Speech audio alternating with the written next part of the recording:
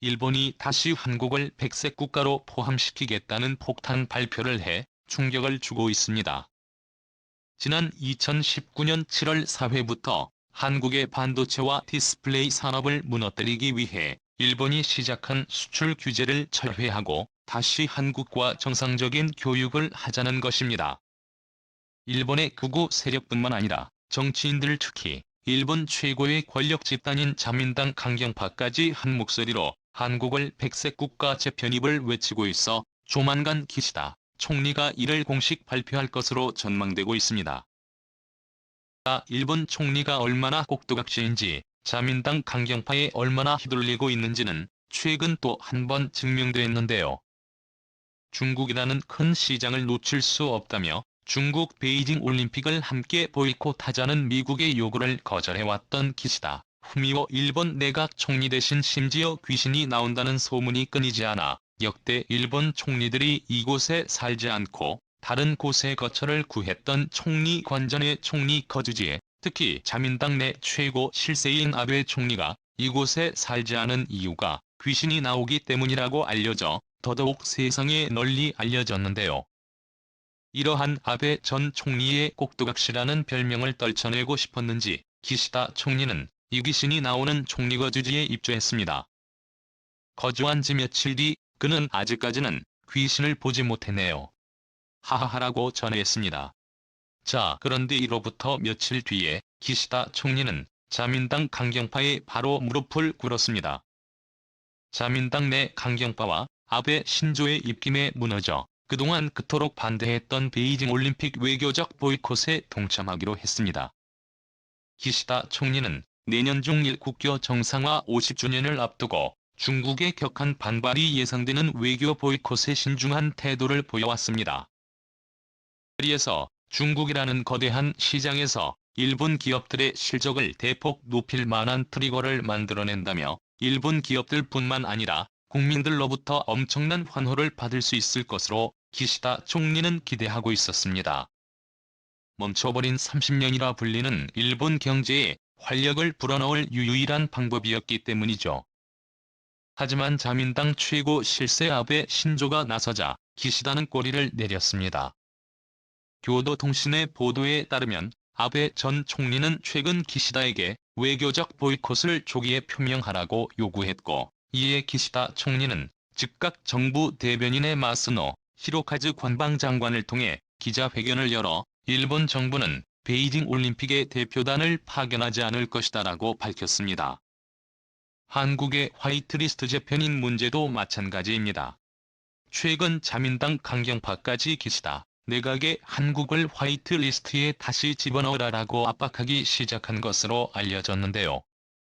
이와 관련한 내용이 일본의 프라임 뉴스 방송에서도 다루어질 만큼 현재 한국의 일본 화이트리스트 국가 목록 재편의 이슈가 일본 국민들 사이에서 가장 핫한 이슈가 됐습니다.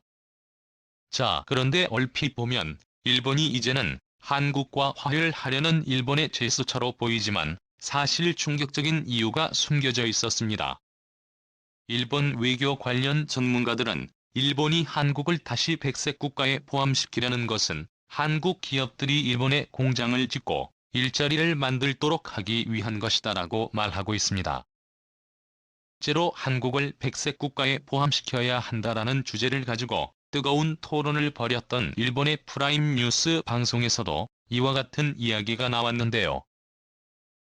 이들은 일본 정부가 7조 원의 보조금을 쥐어주고 대만의 TSMC가 일본에 공장을 짓도록 만드는 데 성공한 것처럼 일본 정부는 한국의 화이트리스트에 다시 포함시킨 뒤에 한국의 삼성전자 등 대기업들의 돈을 쥐어주고 일본에 대규모 공장을 짓도록 할 것이라고 밝혀 논란이 되고 있습니다.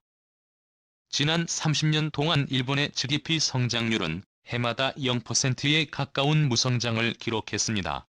코로나가 터지자 마이너스 10%까지도 추락했던 일본이 이제는 과감한 조치를 취하지 않으면 그야말로 국가 파산으로까지 이어질 수도 있습니다. 실제로 일본의 한 해 예산을 보시면 무려 1년에 240조 원이 빚을 갚거나 원금을 상환하는 데 사용되고 있습니다.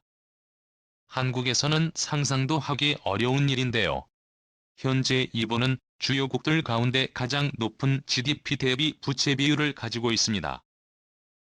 2606%가 넘는데 이는 한국의 6배를 훌쩍 뛰어넘는 수준입니다. 이렇다 보니 수조 원의 보조금을 퍼주어서라도 세계적인 기업들을 일본에 유치해 일자리를 늘리고 경제를 활성화시키는 방법밖에는 없는 것입니다.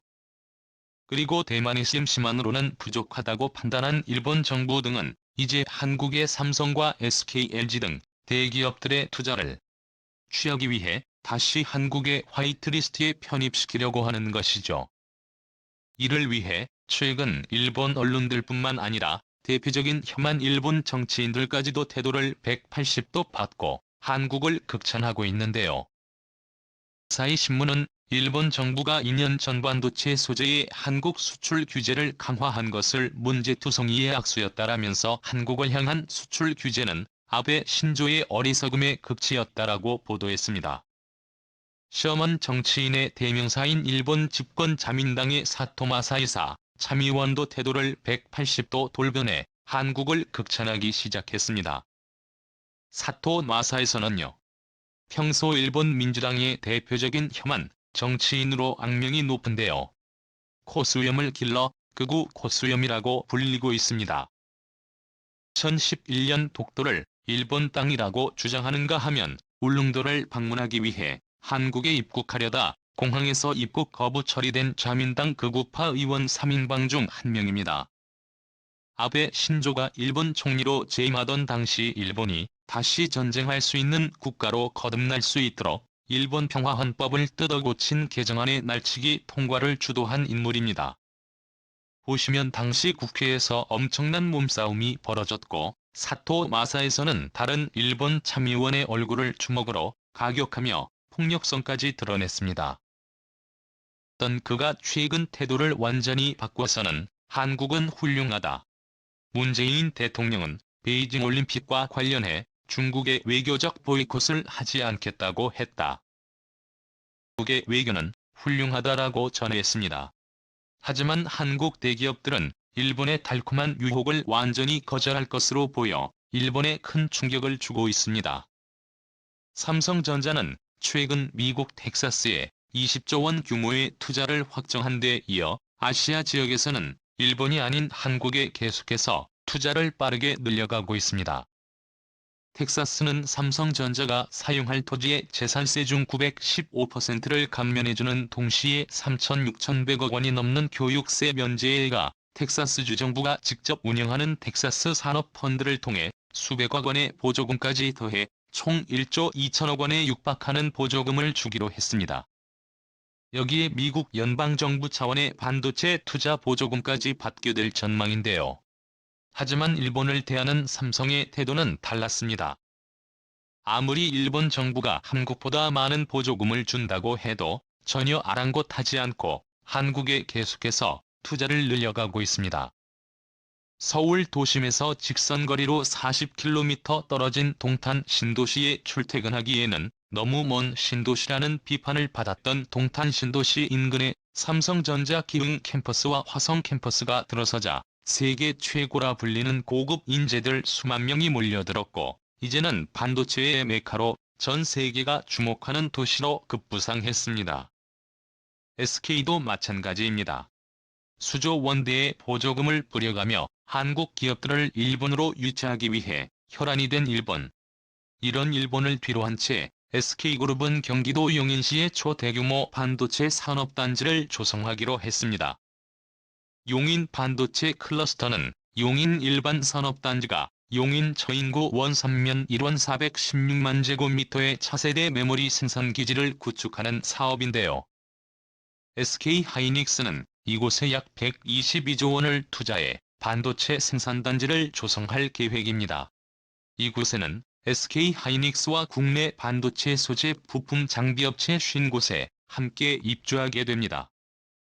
경기도는 이 클러스터 조성으로 2만여 명의 직간접 일자리 창출 5,103조 원의 생산 유발 188조 원의 부가가치 유발될 경제 효과가 발생할 것으로 기대하고 있습니다. 일본의 대일 굴욕은 이것이 끝이 아닙니다. 현재 일본에서는 한국에는 미국 대사가 없다며 심지어 중국에도 미국 대사가 있는데 한국만 공석인 상황이라며 미국이 한국을 버린 것 아니야라고 조롱하는 방송을 시도 때도 없이 내보내고 있습니다. 주한 미국 대사는 올해 1월 조 바이든 미국 대통령 취임에 맞춰 전임 트럼프 정부에서 임명된 해리 해리스 전 대사가 이임한 뒤에 11개월간 공석 상태입니다. 때는 이때다 싶어 일본이 이 사실을 TV와 신문 등의 매체를 총동원해 한국을 조롱하기 시작했는데요.